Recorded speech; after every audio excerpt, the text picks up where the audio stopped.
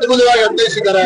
ರಘುಮುಖ ಹತ್ತಿಯವ್ರಿಗೆ ನಿಜವಾಗ್ಲೂ ಅವರ ಪಾತ್ರ ಪೋಷಣೆ ಇದೆಯಲ್ಲ, ನಿರ್ದೇಶಕ ಒಂದು ಆ ಪ್ರಯತ್ನ ಅದನ್ನು ನಾವು ಇಷ್ಟಪಡ್ತೀವಿ. ಒಂದು ಒಳ್ಳೆಯ ಪ್ರಯತ್ನ, ಒಂದು ಒಳ್ಳೆಯ ಚಿತ್ರ. ಸೆಕೆಂಡ್ ಹಾಫ್ ಅಂತೂ ಬಹಳ ಚೆನ್ನಾಗಿದೆ.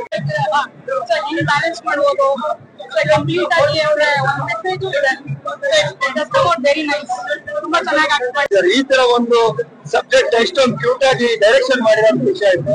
ಆಮೇಲೆ ಇಲ್ಲಿ ಆ ಹೀರೋ ಅಂತ ಟ್ಯಾನ್ ಕೊಟ್ಬಿಟ್ಟು ಒಂದು ಸುಂದರವಾದ ಫಿಲ್ಮ್ ನ ಒಂದು ಒಳ್ಳೆ ಕಥೆನ ಹಾಳು ಮಾಡ್ಬೇಡಿ. ಕನ್ನಡಿಗರಿಗೆ ಹೇಳ್ತಾ ಇರೋದು ಯಾಕೆ ಬೇಜಾರ್ ಅಂತ ಹೇಳಿದ್ರೆ, ಕನ್ನಡಿಗರು ಕನ್ನಡ ಫಿಲ್ಮ್ ನ ಹಿಟ್ಟಾಗಕ್ಕೂ ಬಿಡಲ್ಲ, ಇದ್ ಮಾಡಕ್ಕೂ ಬಿಡಲ್ಲ. ಯಾಕಂತ ಹೇಳ್ತೀನಿ, ನಮ್ಗೆ ಪರಭಾಷಾ ಫಿಲ್ಮ್ ಗಳ ಹಿಟ್ ಆಗ್ಬೇಕು.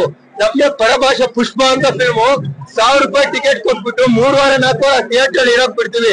ಅದೇ ಒಂದ್ ಕನ್ನಡ ಫಿಲ್ಮ್ 1 ವಾರ ಇರಕ್ ಬಿಡಲ್ಲ. ಯಾಕಂದ್ರೆ ನಾವು ಕನ್ನಡಿಗರು. ಬೇರೆ ಪರಭಾಷೆಯವರಂದ್ರೆ ನಮ್ಗೆ ಉತ್ಸಾಹ, ಒಟ್ಟೆ ಏನಂದ್ರೆ ಹುಚ್ಚು. ನಮ್ಗೆ ಕನ್ನಡ ಫಿಲ್ಮ್ ಹಿಟ್ಟಾಗ್ಬಾರ್ದು, ಯಾಕಂದ್ರೆ ನಾವು ಕನ್ನಡಿಗರಲ್ವಾ. ನಮ್ಗೆ ಪರಭಾಷಾ ಫಿಲ್ಮ್ ಮಾತ್ರ ಹಿಟ್ಟಾಗ್ಬೇಕು. ಎಷ್ಟೇ ಚೆನ್ನಾಗಿರೋ ಫಿಲ್ಮ್ ಅಲ್ಲಿ 1 ವಾರ ಹಿಟ್ಟಾಗ್ಬೋದು, ಒಂದೇ 1 ವಾರ ಥಿಯೇಟರ್ ಇರಬಾರ್ದು ಕನ್ನಡದ ಫಿಲ್ಮ್. ಯಾಕಂದ್ರೆ ನಾವು ಸ್ವಾಭಿಮಾನಿಗಳು. ಬೇರೆಯವ್ರ ಫಿಲ್ಮ್ ಮಾತ್ರ ನಾವು ನೋಡೋದು, ಕನ್ನಡ ಫಿಲ್ಮ್ ನಾವು ನೋಡೋದೇ ಇಲ್ಲ. ಏನಕ್ಕೆ ಹೇಳ್ತಾ ಇದೀನಿ ಅಂದ್ರೆ, ಹೊಟ್ಟೆ ಉರಿತಾ ಐತೆ, ಒಳ್ಳೆ ಒಳ್ಳೆ ಕನ್ನಡದಲ್ಲಿ ಫಿಲ್ಮ್ ಬರ್ತಾ ಐತೆ, ಆದ್ರೂ 1 ವಾರ ಥಿಯೇಟರ್ ನಿಲ್ತಾ ಇಲ್ಲ.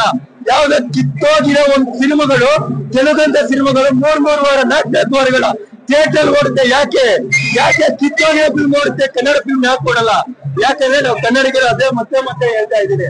ಆಮೇಲೆ ಇದು ಎಂತ ಫಿಲ್ಮ್ ಅಂದ್ರೆ, ಒಬ್ಬ ದಿನಾಕರ್ ತೂದೀಪ್ ಅಂತ ಅವ್ರು, ನಾವಿಲ್ಲಿ ಏನ್ ಮಾಡಿದೀವಿ ಅಂತಂದ್ರೆ, ಅವನ್ಗೆ ಟ್ಯಾಂಕ್ ಗೊತ್ತಾ, ಈ ಹೀರೋ ಟ್ಯಾಂಕ್ ಗೊತ್ತಾ, ಅವ್ನ್ ಸರಿ ಇಲ್ಲ, ಈ ಹೀರೋ ಸರಿ ಇಲ್ಲ ಅಂತ ಪ್ರತಿಯೊಬ್ಬ ಹೀರೋ ಬೈತಾ ಇದೀವಿ ಕನ್ನಡದವ್ರಿಗೆ.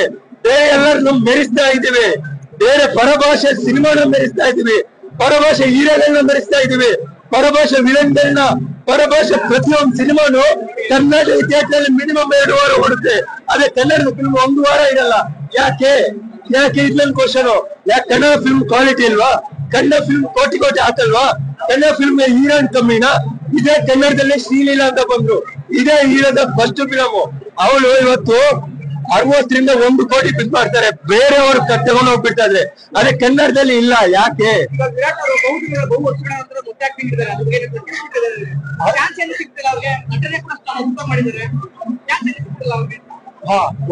ಒಂದೇನಂದ್ರೆ, ಚಾನ್ಸ್ ಸಿಗ್ಲಿಲ್ಲ ಅನ್ನೋದಕ್ಕಿಂತಲೂ ಕಿಸ್ ಅಂತ ಒಂದು ಫಿಲಂ ಬಂತು, ಅದ್ರಲ್ಲಿ ಮಾಡಿ ಆದ್ಮೇಲೆ 4 ವರ್ಷ ಅವರು ವೇಟ್ ಮಾಡಿರ್ಬೋದು, ಇಲ್ಲ ಈ ಫಿಲಂಗೋಸ್ಕರ ಕಾದಿರ್ಬೋದು.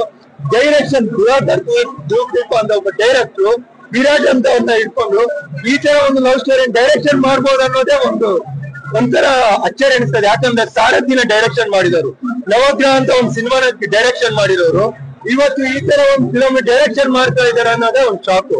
ಫಸ್ಟ್ ಆಫ್ ಆಲ್ ಅಂತ ಒಂದು ಸಿನಿಮಾನ ಚೆನ್ನಾಗಿ ಮಾಡಿದ್ದಾರೆ ವಿರಾಟ್ ಅನ್ನೋರು.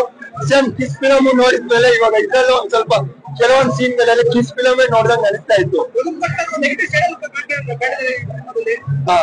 ಅದು ನಮ್ಗೆ ಖುಷಿ ಆಗಿದೆ ಏನಂದ್ರೆ, ಅದ್ರಲ್ಲಿ ಒಂದು BGM ಬರ್ತಾ ಇದೆ ಬ್ಯಾಕ್ ಗ್ರೌಂಡ್. ಏನ್ ಚೆನ್ನಾಗಿದೆ ಅಂದ್ರೆ, ನೀವು ನೋಡ್ತಾ ಇರ್ಬೇಕಲ್ಲ, ವಿಲನ್ ಕ್ಯಾರೆಕ್ಟರ್ ಬರ್ಬೇಕಂತ ಆ BGM ಹೈಲೈಟ್. ಆ BGM ನೋಡಕ್ಕೋಸ್ಕರ ಅದು ಸಿನಿಮಾ ನೋಡ್ಬೋದು ಅಂತ ನನಗೆ. Very beautiful in the end. Thank you.